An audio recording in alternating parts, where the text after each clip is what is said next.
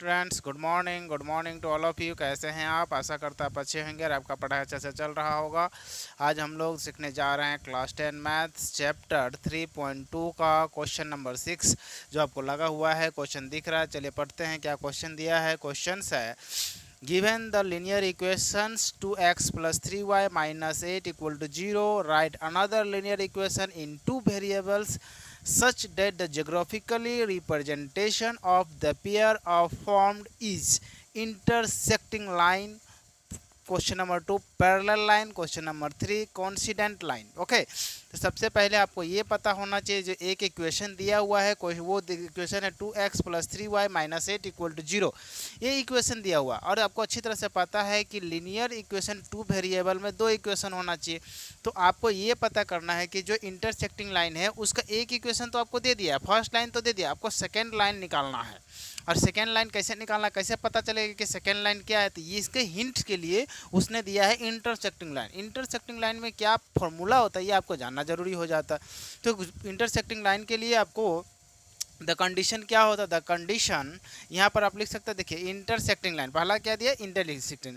तो यहाँ पर लिख सकते हैं for this condition, for this condition, condition for this condition मतलब ये इंटरसेक्टिंग लाइन का कंडीशन बात कर रहे हैं। ठीक है, इंटरसेक्टिंग का मतलब होता है क्या है ये पहले समझ लीजिए। इंटरसेक्टिंग का मतलब होता है जब दो लाइन एक दूसरे से, एक लाइन इधर से आ रहा है और एक लाइन इधर से जा रहा है, और ये जो कटिंग हुआ इसी को बोलते हैं हम लोग इंटरसेक्ट करना। इंटरसेक्ट का मतलब कट कर देना एक दूसरे को, वही इंटरसेक्ट। तो इसका जो कंडीशन बनता है ये बनता है A1 by A2 not equal to B1 by B2।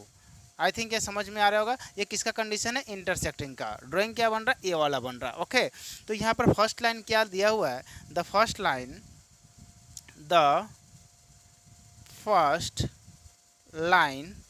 ये क्या है? ये गिवन में दिया हुआ है। ठीक है, द फर्स्ट लाइन गिवन दिया हुआ है। क्या दिया हुआ है? ये दिया हुआ है आपका 2x प्लस में 3y माइनस में 8, ये दिया हुआ है इक्वल टू 0। अब हमें सेकेंड लाइन निकालना है। द सेकेंड मैं लिख सकता हूँ द सेकेंड लाइन। अब क्या हो सकता है? Can be. ओके, तो यहाँ पर 2 है, मैं इधर में 3x ले लेता हूँ, इधर में 3 है, मैं इधर में 4x ले लेता हूँ, 4y ले लेता हूँ, और इधर में 8 है तो मैं इधर में 9 ले लेता हूँ इक्वल टू 0। देखिए क्यों ऐसा लिया? क्योंकि आपको पता है A1 हेयर करके लिख देता हूँ। हेयर A1 का वैल्यू 2 है, B1 का वैल्यू कितना है? 3 है, एंड C1 का वैल्यू कितना? -8 है। उसी तरह A2 का वैल्यू कितना है? यहाँ पर देख सकते हैं ये 3 है, B2 का वैल्यू कितना है? 4 है, एंड C2 का वैल्यू कितना दिया? -9 दे दिया। तो यहाँ से हम लोग को पता चल जाएगा A1 बाई A2 कितना आ जाएगा? 2/3। B1 बाई B2 ये कितना आ गया? 3/4। एंड C1 बाई C2 ये कितना आ गया? -8/-9। Minus minus cancel. इसका मतलब क्या आया कि A1 by A2 not equal to B1 by B2, और यही क्या हो जाएगा? आपका आंसर हो जाएगा। तो आई होप ये आपको समझ में आ गया होगा, और ये क्वेश्चन आपको एग्जाम में पूछा जाता है। आई होप ये क्वेश्चन नंबर 6 का 1 था। क्वेश्चन नंबर 6 का 1 समझ गए होंगे। फिर मिलेंगे हम लोग, फिर से क्वेश्चन नंबर 6 का 2 नंबर देखेंगे, है ना। आप देख रहे हैं क्वेश्चन नंबर 1 देख लिए, क्वेश्चन नंबर ये है 6 का 2। तो इसमें क्या दिया हुआ है? Parallel line. तो पैरेलल लाइन में क्या होता है आपको ये पहला पता चलना चाहिए कि पैरेलल लाइन का कंडीशन क्या होता है। तो यहाँ पर आप लिख सकते हैं for this condition, for this condition, for this condition, ये क्या कंडीशन होता है पैरेलल लाइन का? तो ये कंडीशन होता है A1 by A2 equal to B1 by B2 not equal to C1 by C2। ठीक है, ये होता है आपका पैरेलल लाइन का कंडीशन। तो ये पैरेलल लाइन देख सकते हैं। दूसरा क्वेश्चन नंबर 2 में हमें पैरेलल लाइन निकालनी थी, और पैरेलल लाइन के लिए हमें निकालना होगा ये कंडीशन नंबर 2। ओके, तो यहाँ में फर्स्ट इक्वेशन हमें दिया गया है, फर्स्ट लाइन दिया हुआ है। तो यहाँ पर मैं लिख सकता हूँ first line, the first line ये क्या दिया हुआ? फर्स्ट लाइन जो है गिवन में दिया हुआ है। फर्स्ट लाइन क्या हुआ? ये गिवन में दिया हुआ। क्या दिया हुआ फर्स्ट लाइन? 2x प्लस में 3y माइनस में 8 इक्वल टू 0। तो हमें सेकेंड लाइन निकालना है। The second line can be क्या हो सकता है, कैन बी। अब हमें निकालना है A1 और AB1, ये दोनों इक्वल होना चाहिए। तो देखिए ये 2 है तो मैं इसका डबल कर देता हूँ 4x, ये 3 है तो मैं इसका डबल कर देता हूँ 6y, और इसको मैं अलग करना है तो इसको मैं कर देता हूँ 10y इक्वल टू 0। ओके, तो ये हो जाएगा इक्वल। कैसे देख लेते हैं हेयर करके। हेयर में देखेंगे A1 equal to 2, B1 equal to 3 and C1 equal to -8। उसी तरह A2 ये हो जाएगा 4, B2 ये हो जाएगा 6 एंड C2 ये हो जाएगा -10। तो यहाँ से देखिए A1 बाई A2 ये हो जाएगा 2/4, कैंसिल करने पर ये हो जाएगा 1/2। B1 बाई B2 ये हो जाएगा 3/6, कैंसिल कीजिए ये भी हो जाएगा 1/2। उसके बाद C1 बाई C2 ये -8 बाई -10, कैंसिल कीजिए, इसका आधा 4, ये हो जाएगा 5, तो ये हो गया 4/5। तो क्या निकल कर आ रहा है, तो ये निकल के आ रहा है A1 by A2 equal to B1 by B2 और not equal to C1 by C2। ये वाला फॉर्म आ गया। और यही तो हमसे पूछा था। तो ये हमें जो इक्वेशन मिला, सेकेंड इक्वेशन, वो कौन सा मिला, 4x + 6y - 10 इक्वल टू 0। ये हमारा मिला क्वेश्चन नंबर 6 का 3 नंबर, सॉरी क्वेश्चन नंबर 6 का 2 नंबर। तो अब हम लोग देखेंगे क्वेश्चन नंबर 6 का 3 नंबर क्वेश्चन। ठीक है, तब तक ये नोट कीजिए, तब तक मैं रफ कर देता हूँ या फिर स्क्रीनशॉट लीजिए। चलिए देखते हैं, इसे रफ कर रहा हूँ। ठीक है,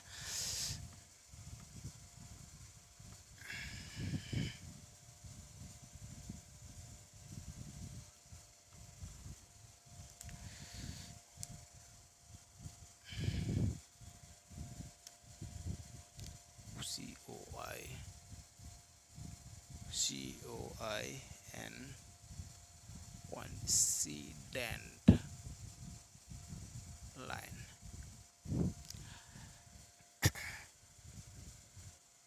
तो क्वेश्चन नंबर ये है आपका 6 का 3 नंबर क्वेश्चन। 6 का 3 नंबर में क्या दिया है, कोइंसिडेंट लाइन। कोइंसिडेंट लाइन क्या होता है, तो कोइंसिडेंट लाइन में क्या होता है, इसका जो कंडीशन है, फॉर दिस कंडीशन के अंदर जो आएगा, इसका कंडीशन ये होगा कि A1 by A2 equal to B1 by B2 equal to C1 by C2, ये इसका कंडीशन आ जाता है। ओके, तो चलिए इसका लिख लेते हैं। फॉर दिस कंडीशन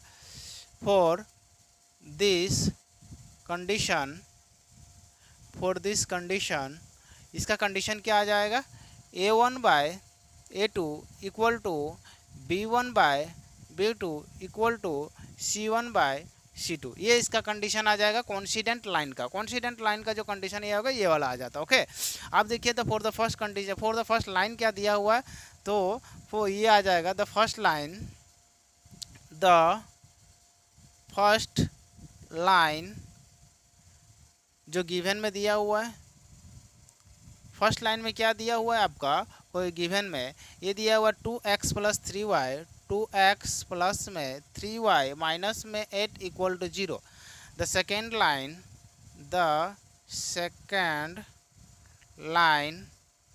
कैन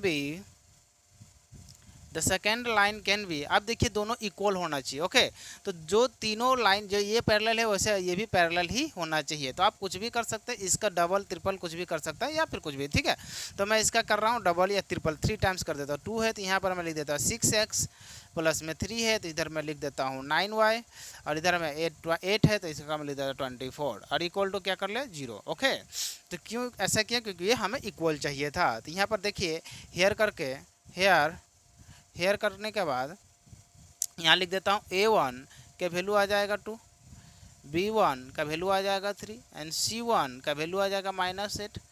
उसी तरह A2 का वैल्यू आ जाएगा 6, B2 का वैल्यू आ जाएगा 9 एंड C2 का वैल्यू आ जाएगा -24। ओके, तो यहाँ पर देख लेते हैं इक्वेशन लगाकर, A1 बाय A2 तो ये हो जाएगा 2/6, कैंसिल करने पर 1/3 आ जाएगा। एक क्या आ गया 1/3। उसी तरह B1 बाय B2 ये 3/9, तो इसको भी 1, ये 3, तो ये भी क्या आ गया 1/3 आ गया B1 बाय B2 का भी। उसी तरह C1 बाय C2 ये कितना -8 बाय -24, माइनस माइनस कैंसिल, 8 से एक बार में आ रही है, 8 से 3 बार में, तो इसका भी कितना मिला 1/3। मतलब देखिए 1/3 1/3 1/3, इसका क्या मतलब बनता है कि ये हुआ A1 by A2 equal to B1 by B2 equal to C1/C2। और ये आपका कंप्लीट आंसर हो गया आपका साथ क्वेश्चन नंबर 6 का 3 है, और ये आपको 6 का 3 कंप्लीट आंसर हो गया। अब हम लोग सिर्फ मिलेंगे फिर से क्वेश्चन नंबर 7 में। तब तक के लिए जय हिंद जय भारत।